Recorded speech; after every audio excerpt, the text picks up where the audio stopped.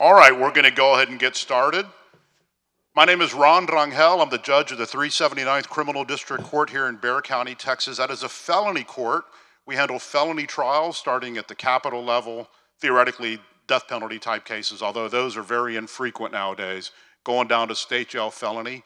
I'm going to be the moderator. Don't know exactly what that means other than the fact that I get to say hello to you this morning. Now, this wonderful lady who just addressed you, who's standing up here, looks like she's still working feverishly. Her name is Judge Yolanda Huff.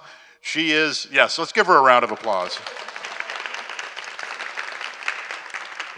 She is the lady that put these specialty court coalition books together. She does a lot of work to make sure that the public understands the educational process behind everything related to the specialty courts. And I think it's important. Folks sometimes ask, are judges able to talk about their cases? All the folks that you see here at this table are all judges here in Bexar County.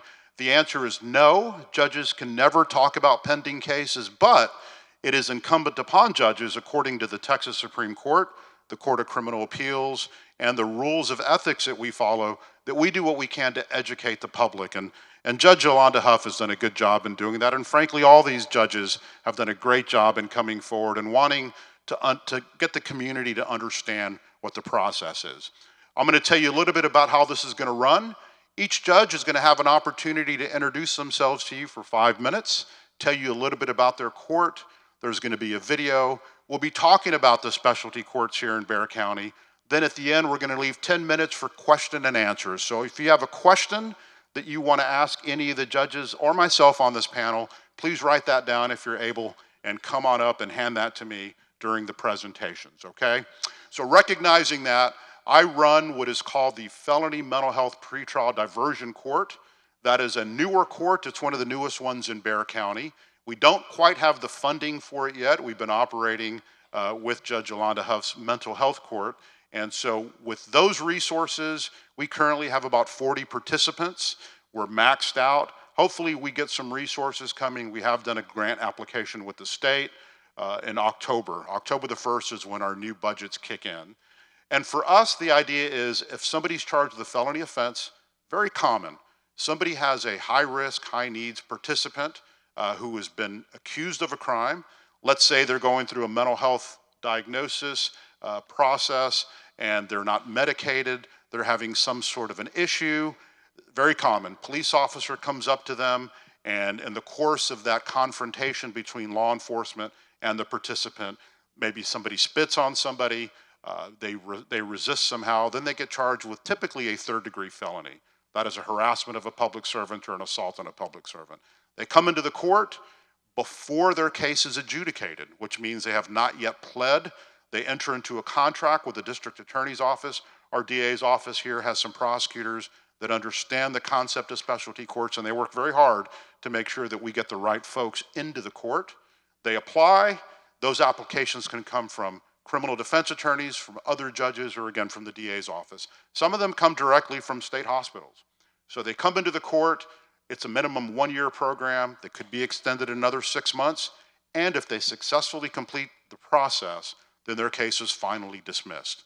They will not have a conviction on their record. And apart from that, then the DA will prepare or help them prepare a document which allows them to expunge the record, meaning they could, for the rest of their lives, claim that they've never been arrested by law. All of the record of their arrests must be destroyed. Now, I'm very proud of the court. I've learned a lot, frankly. I didn't know a whole lot about the specialty courts model, but the folks that I work with, I tell them I learn from you every single day. And the once a week that we talk to the participants, I get more from them, I think, than they get from me. The educational process alone is something that I will carry with me for the rest of my life. So I'm very proud to be here today. We're all very proud, and we're very grateful that you attended this process today. So the first judge that I'm going to introduce to you is Judge Rosie Speedlin-Gonzalez.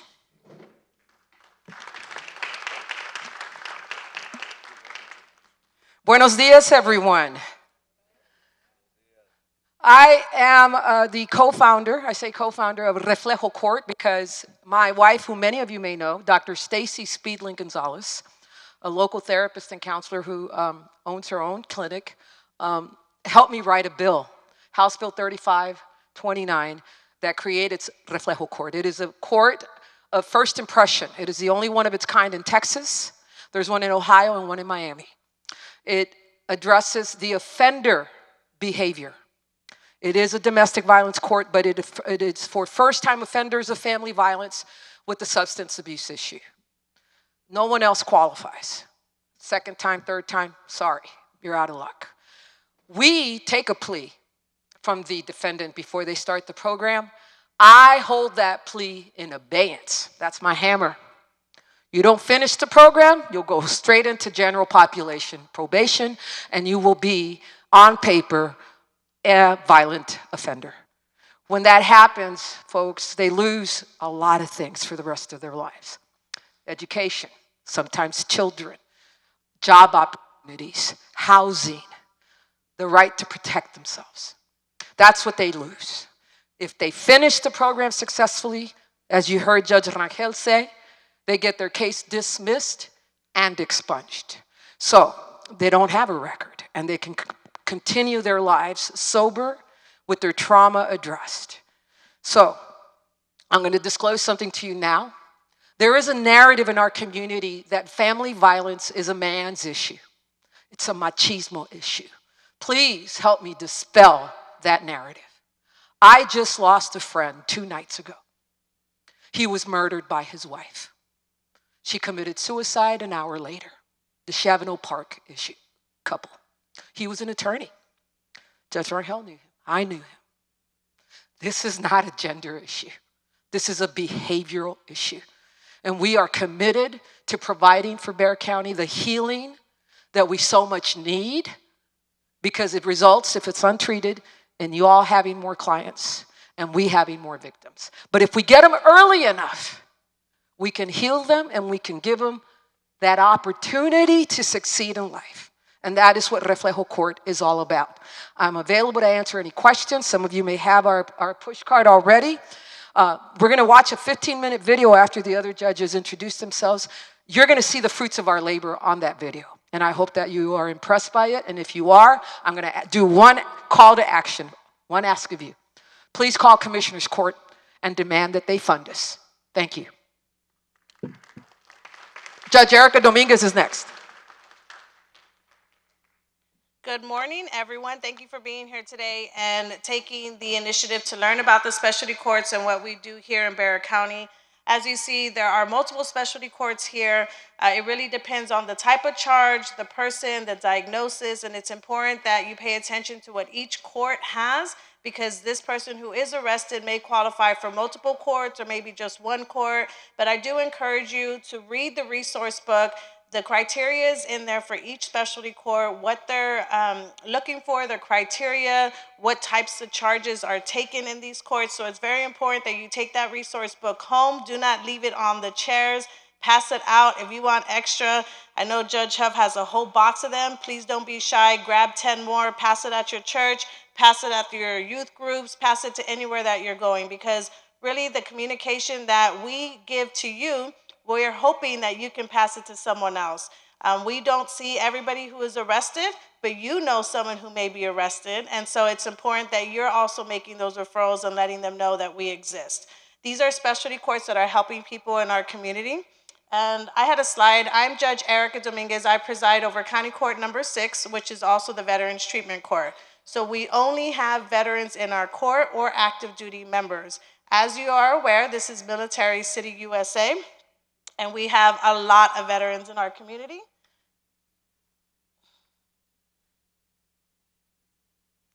So that's me. I'm going to just quickly go through this because I just found out I only have 5 minutes. So this is our team, our director. He does go around and consult for All Rise as well. So it was very important that we had someone on our team, because we do follow evidence-based practices and we want to make sure that everyone is given the same opportunities. Next is our manager, Azalia. And our contact information are on these, and I think you'll be made available these PowerPoints as well, so you could also contact us that way. That is one of our case managers.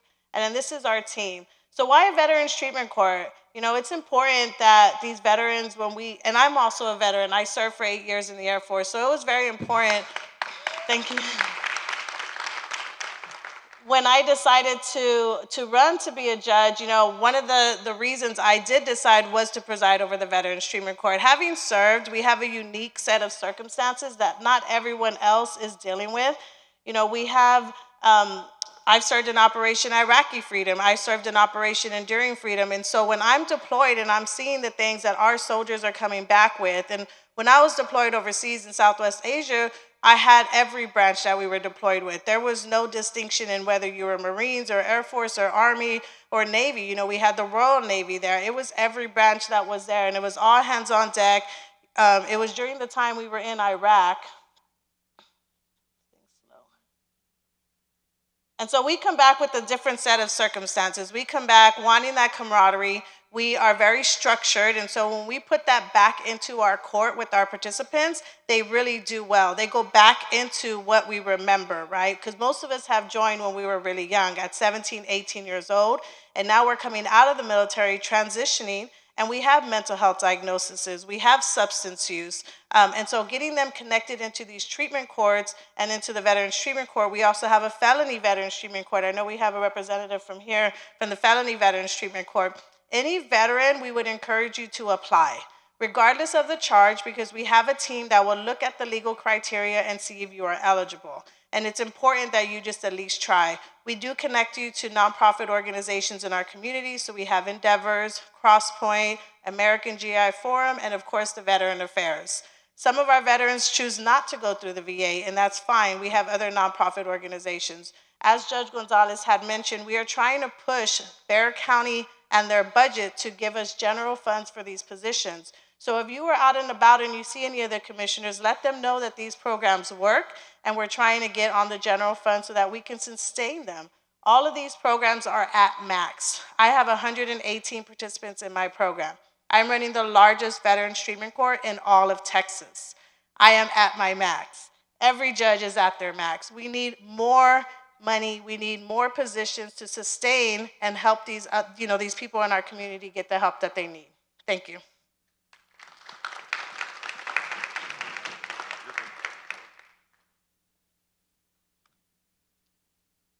Good morning, ladies and gentlemen. My name is Judge Kristina Escalona. I am the presiding judge of the 186th District Court, which is a felony district court here in Bexar County, one of 10 felony district courts. In addition to presiding over the 186th Felony District Court docket, I have become the presiding judge of the Felony Veterans Treatment Court. The Felony Veterans Treatment Court, much like the misdemeanor court that Judge Dominguez just talked about, is a court that addresses the needs of veterans here in the community. The bonds of military service run deep, and due to military service, as we all know, as anyone here has served, there are often times when, because of military service, there are veterans who come back and who are expected and asked to rejoin civilian life. However, they have obviously experienced things that no one here can connect with who has not served. They come back and are expected to rejoin life and rejoin normal life and have independent living when they are affected and afflicted with post-traumatic stress, with anxiety, with depression, and with even traumatic brain injuries. And instead of seeking help, what they do and what we find that they do is that they seek to self-medicate and to cope with substances, with drugs, with alcohol. They have issues maintaining and taking care of or managing their anger, their stress, and as an effect, they become involved in the criminal justice system. Often these cases, while not misdemeanors, can become felony cases, and they are now felons in the criminal justice system. What we know is we cannot treat these veterans the same way that we treat others on community supervision.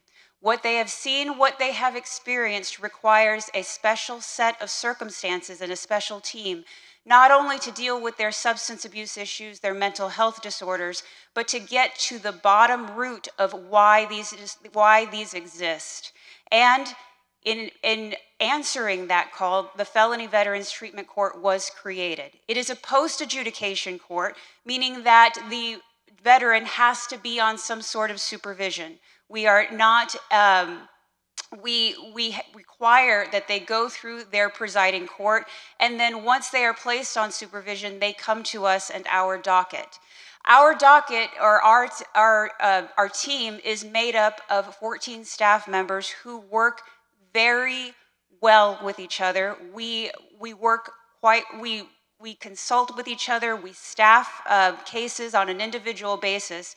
We do everything we can to create a tailor-made supervision that looks beyond the paper, looks beyond the offense, looks beyond the case that the veteran comes to us with, but addresses the needs of that particular veteran. Each veteran on our docket is discussed in an individual manner. We know the individual needs of that veteran, whether it be mental health, substance abuse, anything afflicting that veteran in particular, any issues at home. We get to know that veteran through our team on a very personal basis. And in docket, we talk to those veterans individually. As they enter the Felony Veterans Treatment Court, they are put through a multi-phase system. As you can imagine, the first phase, as they first enter court, is very intensive. They are told and asked to come to court, required to come to court consistently, twice every month. They are told to test consistently, and they are made to abstain from drugs, alcohol, and we address any acute mental health issues that they have.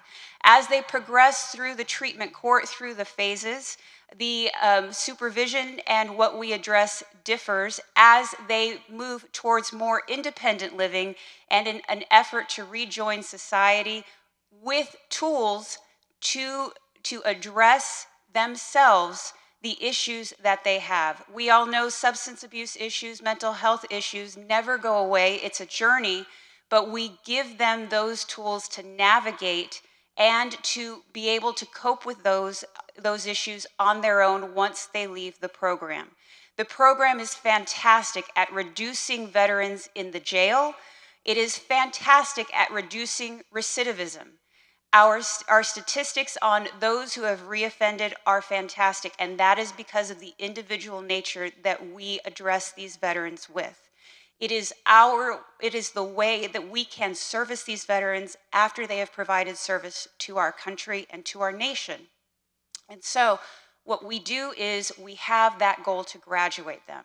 So we are on page 20 of the book with the eligibility criteria.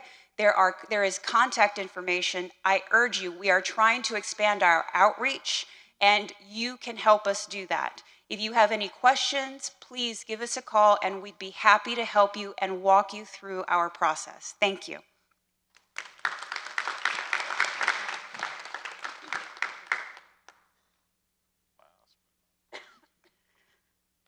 Good morning. My name is Jacqueline Valdes. I preside over the 386 Juvenile District Court here in Bexar County, and I have the pleasure of also participating with 4 different specialty court programs here in Bexar County. So I'm just going to go through each program and give a brief description of the children that we are serving in each of the specialty courts. So I preside over a post-adjudication treatment court which addresses children with substance use. And we have a team that has received a lot of training over the last few years, and we follow the guidelines for juvenile treatment courts, and so we are very focused, and really all of the courts, but we've made a big effort to change our handbook and work on our program with respect to this particular court. So we have a strength-based program. We make sure that when the children show up in court that it's a positive attitude, that we have, we do a fishbowl drawing when the kids arrive, and so anybody that's doing well, their name gets put in the bowl, and then they get to choose whether it's a small, medium, or large prize, and then they get to choose a prize, which just creates an attitude of focusing on successes and wins. It doesn't have to be a great week to have a win, and so anybody who's doing well can get their name in the fishbowl. We work using short-term contracts with children in that court. We make sure that We are using relevant and immediate sanctions and incentives and trying to figure out what does this particular child, what speaks to this child, and try to make sure that we are having relevant incentives to try to help them do well. The other courts that I preside over is a girls' mental health court, and so those are children that are, the girls that are dealing with mental health issues, and it's been amazing because we have counselors on staff, we have case managers there, and we can get in and try to help families. A lot of times it's girls and mom or grandma who are having conflict, and so if we can get in and try to help resolve the conflict and give some family counseling, we're able to see a lot of success in that program. I also preside over a court, it's called the Strive Court. It's designed for children that are in their end of their 16th year and during their 17th year. There used to be an attitude in juvenile court once a child turns 17 that they're considered adults now. If they get arrested, they go to jail. There's nothing we can do, but as it turns out, there's a lot that we can do. And actually the children that are 17 are doing amazing because they're less impulsive. They recognize that they have a lot to lose. They're looking for some independent living skills, and so we've been able to come in, bring the older children in, and have a really strong team who's able to build rapport and almost stand in as family support. We've had, I think, 3 babies that we've kind of helped get moms connected with a nurse family practitioner, that we've managed to help one of the girls get her own apartment. We've facilitated getting internships. I mean, we've had an opportunity to really give support to people who want support because they realize that they're going to soon be adults. And then I also preside over a reentry court docket, and these are for children that have been removed from their home and sent to residential treatment. They're transitioning obviously back typically to the same house, to the same neighborhood, to the same friends, but we want it to be different when they go home. So we, prior to them getting out, figure out who's going to be their treatment provider, where they're going to be going to school, what are their needs. And so we then, as they transition home, it's all hands on deck trying to help for a smooth transition home. And so one of the things I think that we've taken away over the last couple of years and really focused on is that most of these children get involved in the system because they need something. They are children, they are not bad individuals, they are lacking in some kind of support. And if you can find that support and build that rapport and help strengthen the relationship, then they learn to trust the system and truly trust that what we want is best for them. And so we work tirelessly every day, basically, just to try to show them that what can we do to help. We have a piece of paper that we give them, and they bring it to me when court starts, and at the bottom it just says one question: what do you need? And every single time somebody needs something, and we have the staff that's able to do it. So we've had a lot of success, and thank you for being here this morning.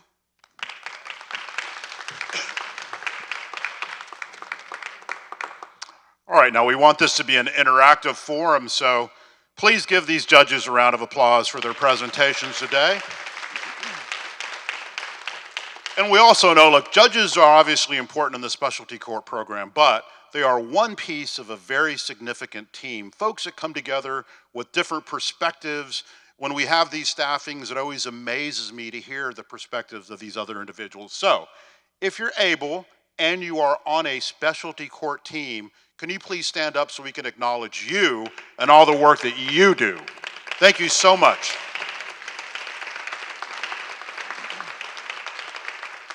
You know, in order to do the work that you do, you really got to have a big heart. I know that it's emotionally draining, but thank you all for the work that you do. All right, so if you have any questions, please make sure to write them down, come forward, and let me get those for you. We're going to leave a little bit of time at the end of the presentation for that.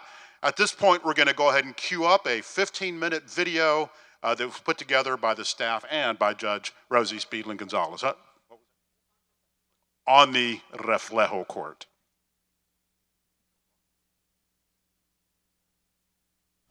Tell me a little bit about yourself. Who are you? Tell me something about you, what it was like to meet you, the younger you at 10, 15 years old.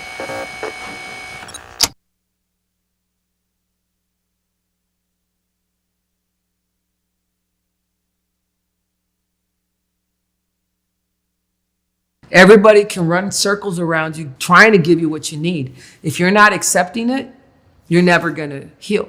you're never going to get sober. So my parents didn't have a very good relationship. My dad was an alcoholic. He was very abusive. He was very toxic.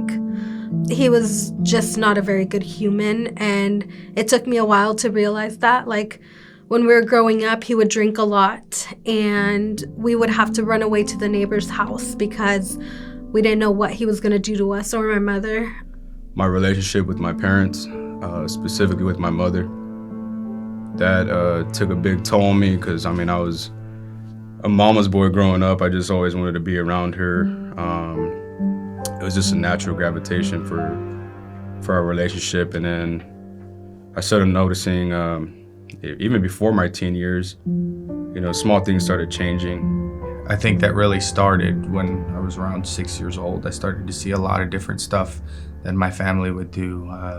Very aggressive things. It made me lose faith in humanity and people, in relationships. Made me not want to trust anybody. Because I figured if family could do this to family, then what could a stranger do to a stranger? My dad, it wasn't until I was later in life, like teenager, early adulthood, where I started to drink with him. I would get money from him so I can use. I manipulated him, make him feel guilty for just basically not being a present dad, you know, just so that way I can have my money so I can use or drink or whatever. Everyone brings a different story, and everyone has different types of trauma. There's the trauma of a car accident. There's the trauma of a combat vet. There's the trauma of a first responder or firefighter, police officer.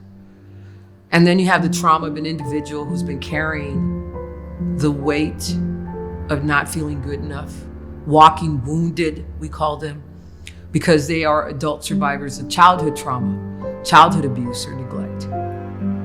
And on any given day, they have spontaneous reminders and memories of the sexual abuse, of the physical abuse, of being berated and just being insulted by the people that are supposed to love them the most, their parents, their grandparents, their caretakers.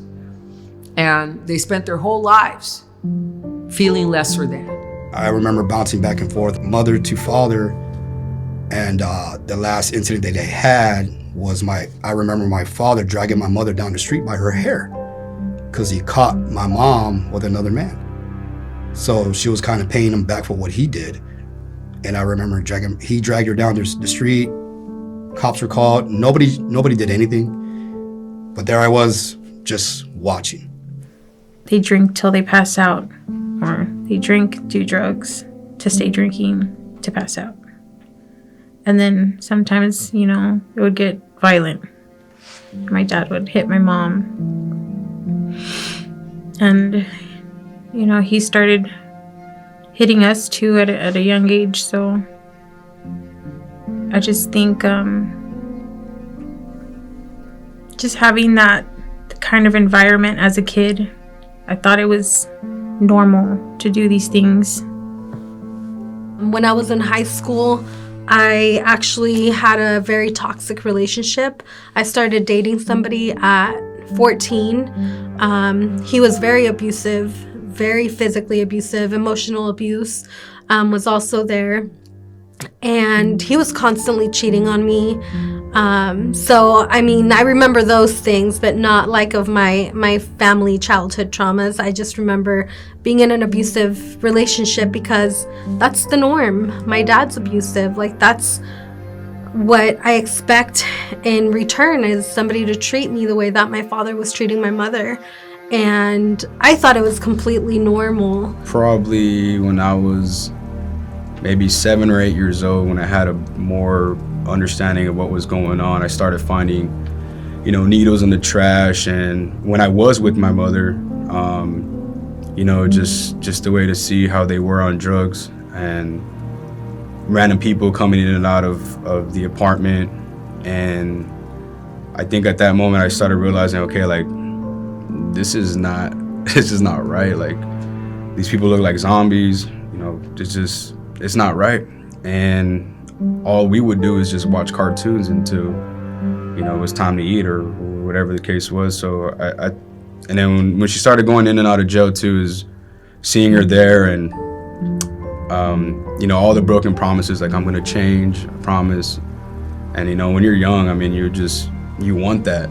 Reflejo Court works with life and death, literally physical death, right? And there's a spiritual death, but this is a physical death we're speaking about.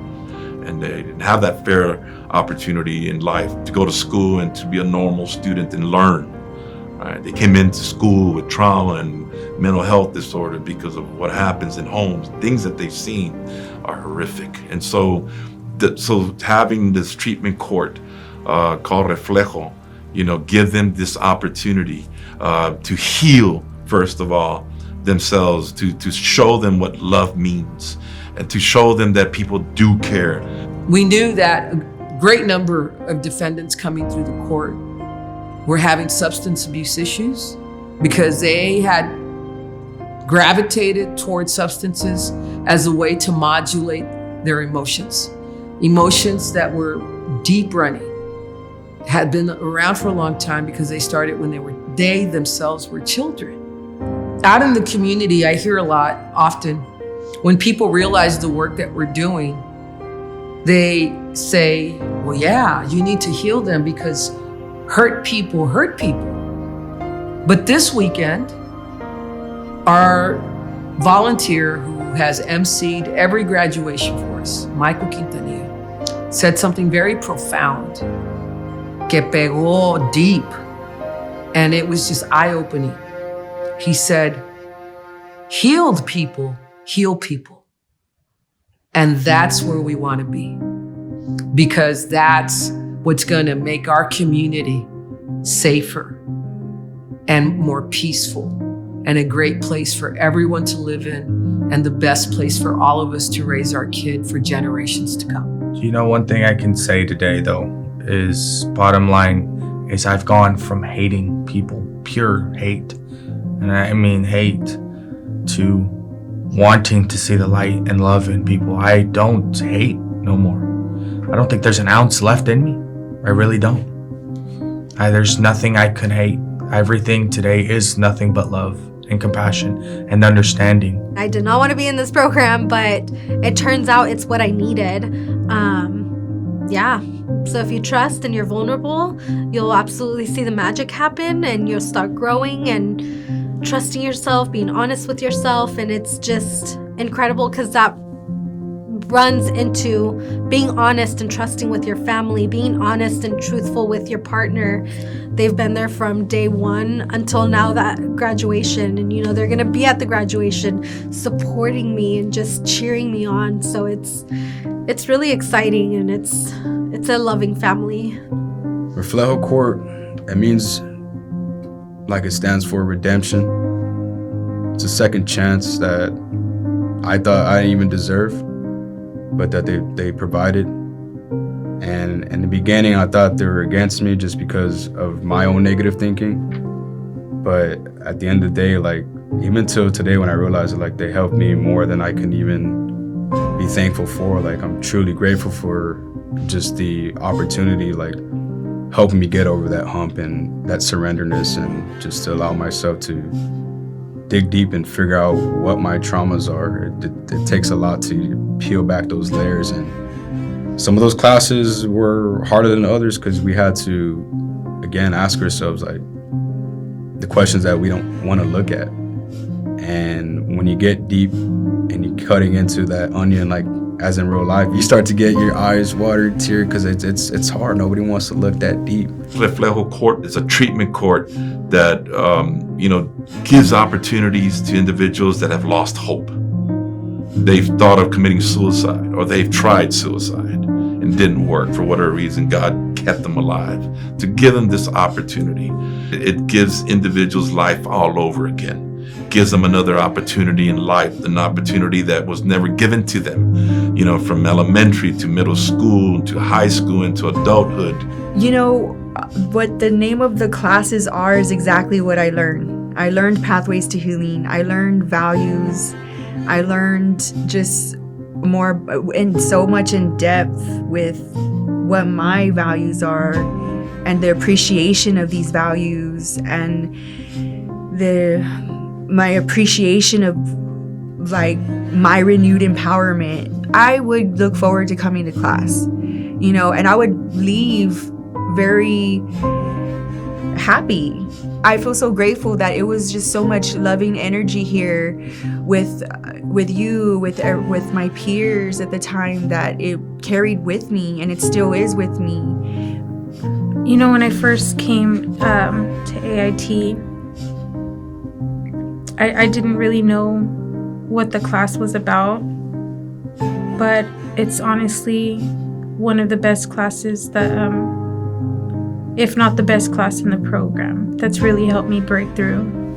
AIT, Mr. Vodka, y'all always have a good place in my heart, because when I was going through my slumps, what I need was correctiveness, you know, it was a big part for y'all helping me and get through that and to be accountable and just to help me stay on the right track. So it's a village, obviously, but AIT was, and Mr. Vodka was a big part of that process of, you know, during the trial, so we're trying to fight we're trying to get it dismissed, and my judge, she is very, very powerful and a force to be reckoned with. She said, we are not going to drop this case.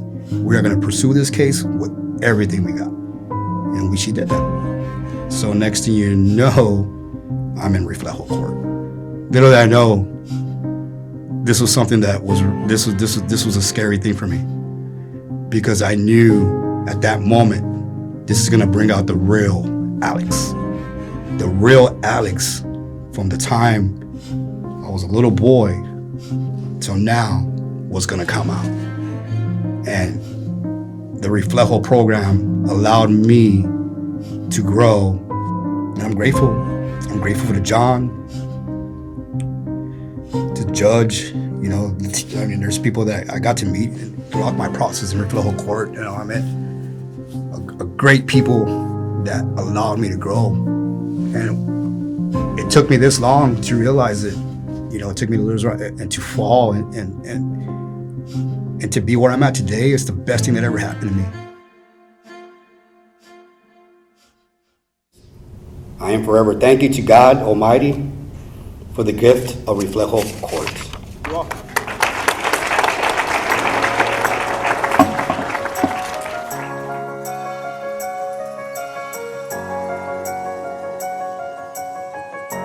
I need to see a strong desire to want to change.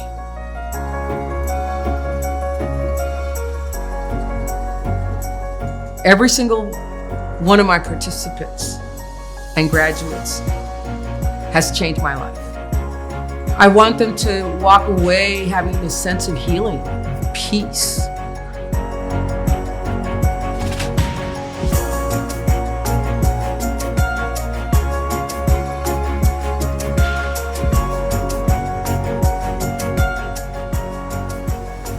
Having the tools they need, because they know as well as we know, they're gonna run up against triggers in their lives from the day they leave us to the day they die.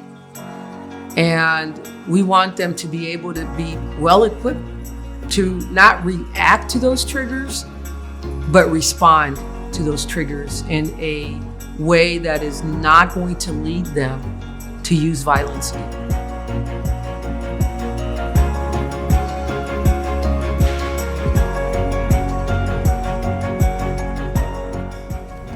Today I stand here as a noble man.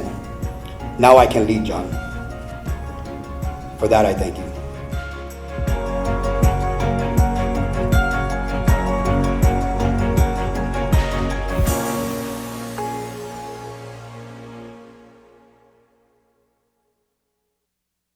When you see those individuals cross the stage with their head up high and proud of what they've accomplished and looking forward for what life has to offer, that gives you goosebumps. It raises the hair on end on your arms. You get emotional, you get overwhelmed, because you know then, in that moment, that you changed their lives forever.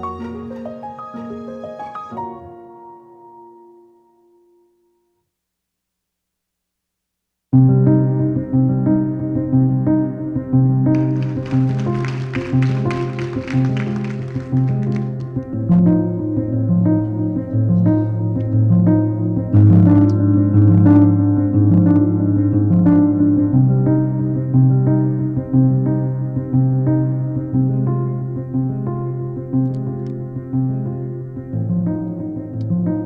that is a great representation of what specialty courts do. Let's hear another round of applause for all the folks who participated in making it in this video. You know, this is a beautiful hall. Kudos to the city and the county for putting this thing together. I've been here before, I'm telling you. I want to break out a violin, jump on that stage, and play you a ditty. If I could, I would. I guess I got to take violin lessons first. We got a couple of questions. We got a little bit of time. If you have any questions, please, again, come forward, provide that to me, and anybody on the panel will answer them. If you got a question specific to any particular court or a judge, please bring that forward, and that individual will answer these questions. I have a couple already. Let me go ahead and read the first one. What percentage of all cases go through specialty courts? That's an excellent question. And I'm gonna jump on this one real quick. So on the felony court side, we have 10 felony criminal district courts. There are 10 judges that handle those cases. The caseloads vary, they go up and down. Currently, we got about 5,500 cases within the system running through open felony cases. That tells me that we have about 2%, maybe anywhere from 2 to 3% of those that get arrested with pending cases and then subsequently end up in specialty courts. That's a very low percentage. When you think about the underlying causes of crime, we know nationally there's about a 53 to 55% arrest rate of those that get arrested who are currently undergoing a mental health diagnosis or a drug addiction issue. And if you do not attack that underlying cause of crime, simply putting on somebody on probation obviously is not going to affect the success. Now that's the felony caseload here in Bexar County, 2 to 3%. The misdemeanor caseload is much higher by virtue of the kind of cases that county courts at law handle. So because their caseload is much higher, to me it makes reasonable sense to imagine that those numbers in terms of percentages are much lower for the misdemeanor cases. So when I say 2 to 3%, that's felony. I'm thinking overall, anywhere from 1 to 2% would be my best guesstimate. That is very, very low. All right, next question. Is there an active push to get cases into specialty courts? That's an excellent question. I'm going to jump on this one again real quick because it's a quick one. Yes, there is always an active push. We have done our best. Again, as I mentioned, Judge Huff has put together these coalition books. And so these have been passed out around the courthouse. The specialty courts are advertised within the courthouse. The issue is pretty much every program is full. Our drug court on the felony court side has about 140 slots. They are consistently full, consistently telling us they can no longer accept folks. And that's across the board. It happens in the court that I work in, and I'm certain it happens in each of these courts. So even though there's an active push, there's not a whole lot that you can do when you know that caseload is absolutely full and nobody else is able to come in. Next question, is it a matter of funding for this to expand? And I'll pass the baton on this one. Yes. Easy answer. I'm going to let Judge Dominguez take it after me. So when we came up with this idea, if I may, Stacy and I went and met individually with every city council person and every commissioner. Nelson Wolff said, great idea, kiddo, bad politics. And I said, well, good thing I'm not a politician, and good thing I'm a public servant. Councilman Clayton said, well, Rosa, that's a great idea, but my constituents just won't support it. Well, we know where he ended up, right? We don't have the support because people think that there's a stigma to my population. Who wants to help a violent offender? Well, I say to you, what would Jesus do? And if we don't fix them, who will? If we don't provide the help they so much need, who's going to help them?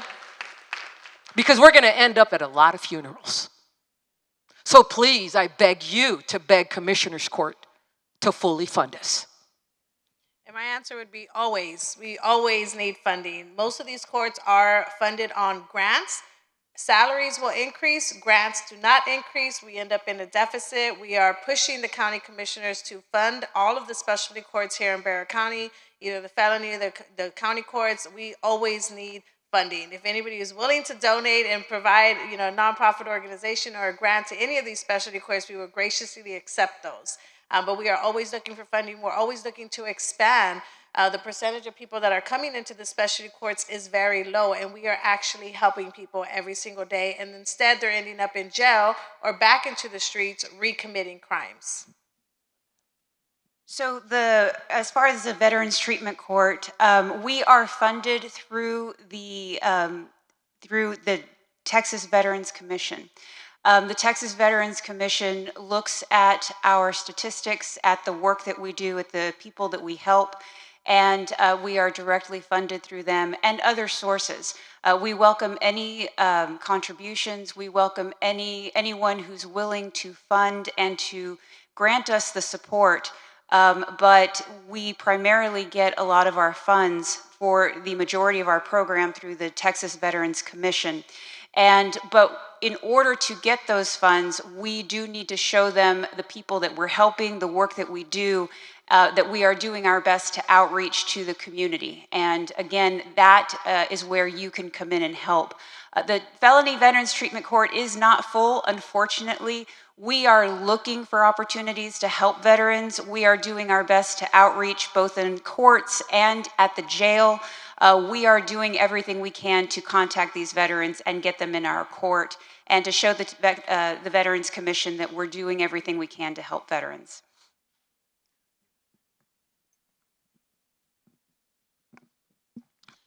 And as I mentioned earlier, the Felony Mental Health Pretrial Diversion Court, the court that I'm fortunate enough to be involved in, does not have funding. And we currently have a grant application with the state. If we do not get approved on that grant application, then we'll basically have to shut down within the next couple of weeks. So funding for us that we've been able to rely on is very temporary, and it's only available through the end of September. So we got about a month and a week left unless we pick up that new funding. So keep your fingers crossed if you're able to, and a lot of positive thoughts in our direction. And let me just throw this in as well. Nationwide, the criminal justice system is woefully underfunded.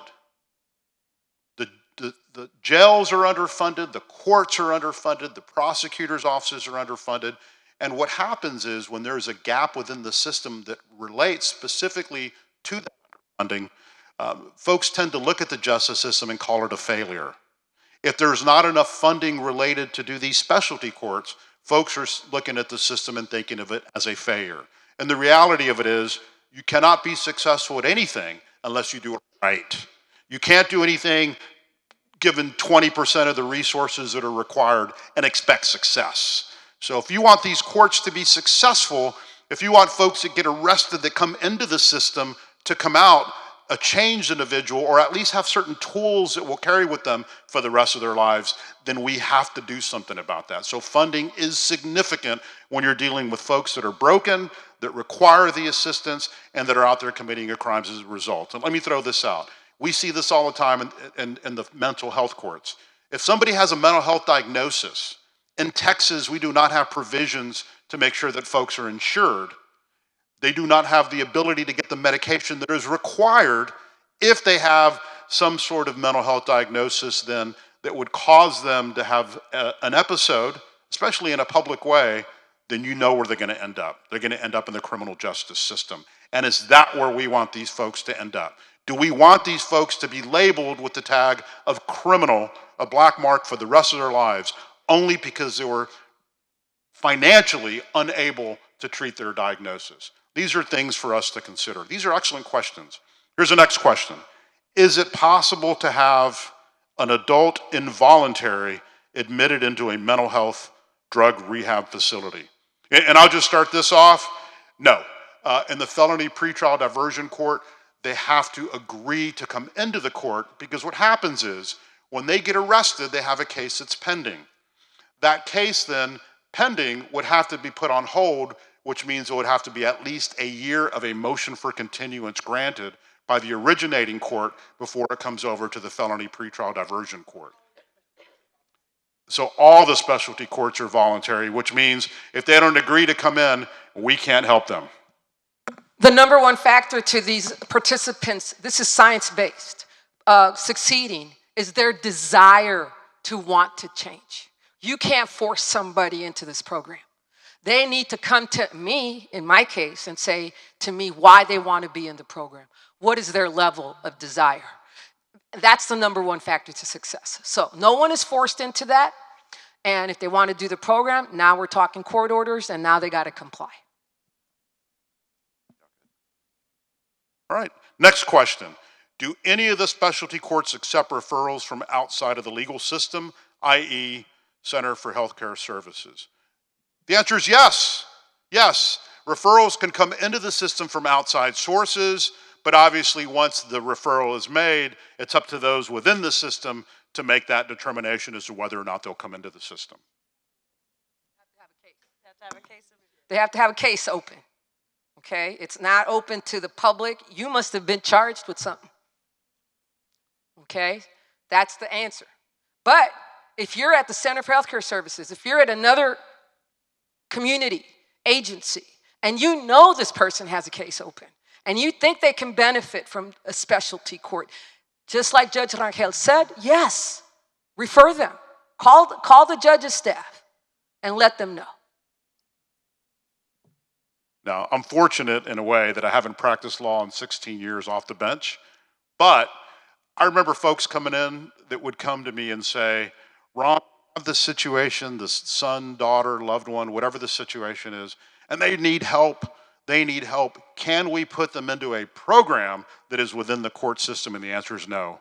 Unfortunately, they have to be arrested first. They have to have a case pending first before they can come in, which means there's a lot of folks that haven't been arrested that need help that also do not have the ability to get necessary help that would keep them from getting arrested in the future. Next question. If application is denied, is there an appeal process? Why are the reasons for denial not provided in writing?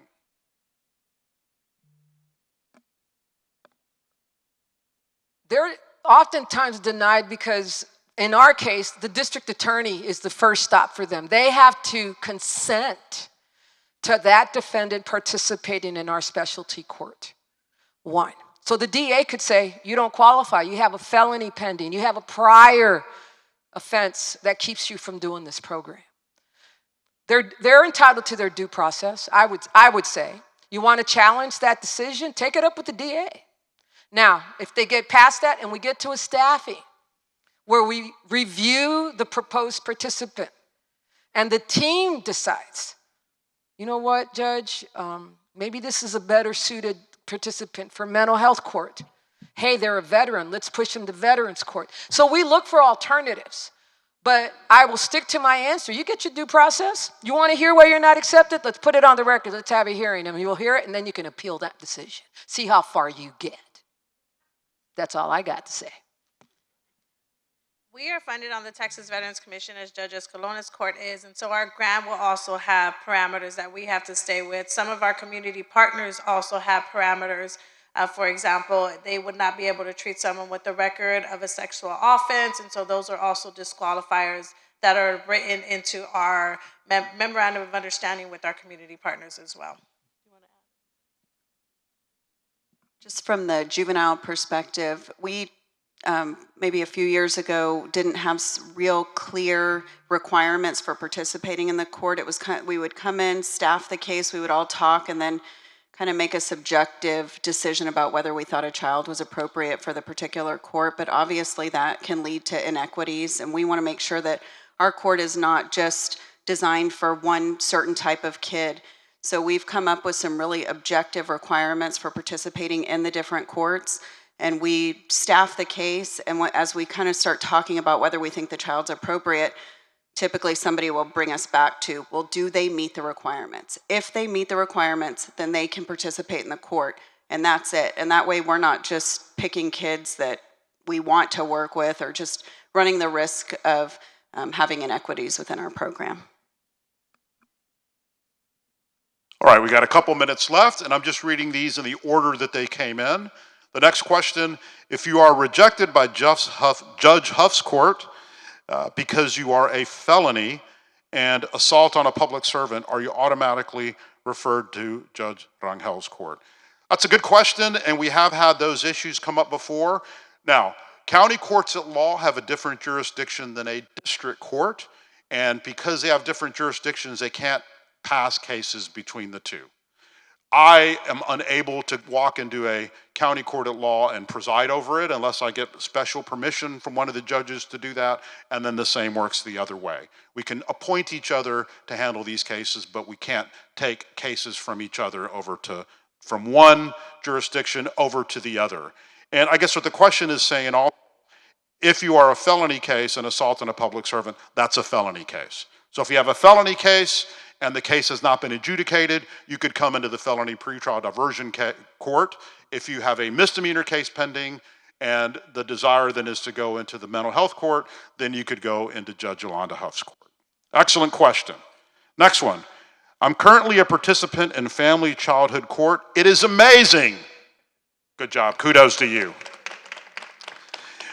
Once we graduate, is there any time of continued communication? If someone is exited from the program, do they get a second chance?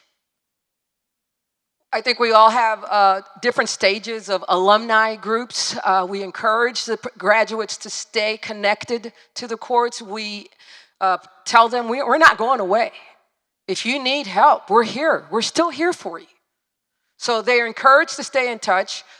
With our particular court, we have alumni at present with the therapist putting a nonprofit together, an alumni group. We have an AA meeting, or I should say sober support meeting at my jury room every Friday at noon for drug court participants who want to come in and do a meeting. It is encouraged. Once they're exited, it just depends on what happens. I'm going to tell you, we've had 35 graduates. 34 of our graduates have not reoffended and re-entered the criminal justice system. We have a less than 2% recidivism rate. The one guy that reoffended was a veteran, and you heard about their special needs. On the day he graduated, he went and slammed, I don't know what he call them, these little, I don't drink anymore. And so there's these little things that sell at the grocery store, and he said he slammed 3 of them, and he laid hands on his wife that night. And then he absconded for a couple of weeks. There was a warrant out for him. He was considered a very dangerous fugitive because he had served in psych ops, special forces. He was a sharpshooter, and we were concerned for the safety of our staff and of our participants. And so he asked to come back in the program, and I denied his request. You can figure out why, I'm sure. We always welcome our graduates to come back. I always say we want you to come back through those doors, not the jail door. So Monday through Friday, their courtrooms are open. These courtrooms are also open to the public. We encourage you, if you know that there's a status hearing or a court docket for these specialty courts, to come and watch, see what they're like. You can stay behind, ask some questions to the team that's currently there, the judge that's there. And if you just go into the courthouse and walk into a courtroom, especially in the first floor, they have 2 specialty courts right there. We have the DWI court, the drug court. Ask questions. They'll direct you where you need to go on whatever specific court that you want to watch. The Felony Veterans Treatment Court does have an aftercare program. Once you are graduated from the program, we have 6 months of aftercare. After you are completed with the aftercare and you officially end the program, we do not close our doors to you. We encourage alumni to continue to participate. That's obviously on a volunteer basis, but we do have graduates who have come back and have become mentors. We encourage peer-to-peer mentors, because typically what we find is that the veterans, especially those first entering the program, want to seek connection or better connect with veterans who they feel are on their own level, who have completed the program, and they see what the end product is. So we are doing our best to create and sustain an alumni program after the aftercare. What we find is, while some may be reluctant to enter the treatment court, once they have gone through the court, it is intimidating to realize that they have now ended the court and they go and feel like they might not have support after they have finished the program. So we want to make sure they know that we are still here for them. And the juvenile specialty courts do offer a 6 months post-discharge services. So once they've graduated from court, they can continue, if they choose, to still participate with the probation department and their treatment providers and their case managers. I do want to add that the community partners that we partner with, Endeavors, Crosspoint, American GI Forum, and the VA, will still continue to provide those services even after their cases are closed and we are no longer involved in their lives. So they would still continue to do that whenever they want to engage with those services. I will say that Reflejo Court operates every Friday. Staffings are closed off to the public. There's HIPAA issues. That's when the team comes together. All our multidisciplinary team that you've heard of, our therapists, our probation officer, our public defenders, myself, our case manager, we talk about each individual. We alternate genders. So today is the men's docket this afternoon. Next week it's the women's docket.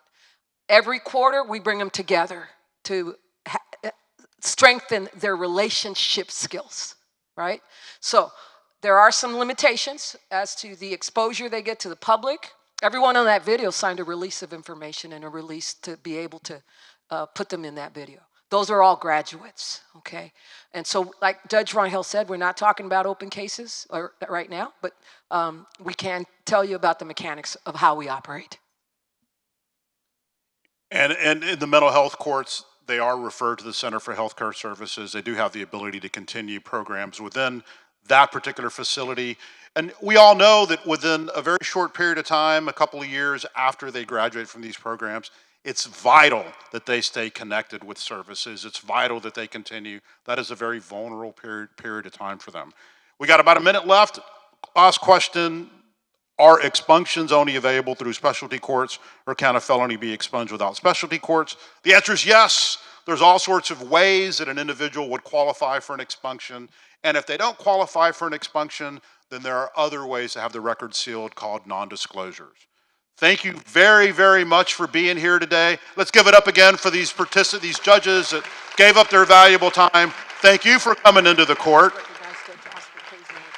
I saw Judge Oscar Kazin just walk in. Let's give him a round of applause. He is a leader when it comes to mental health issues.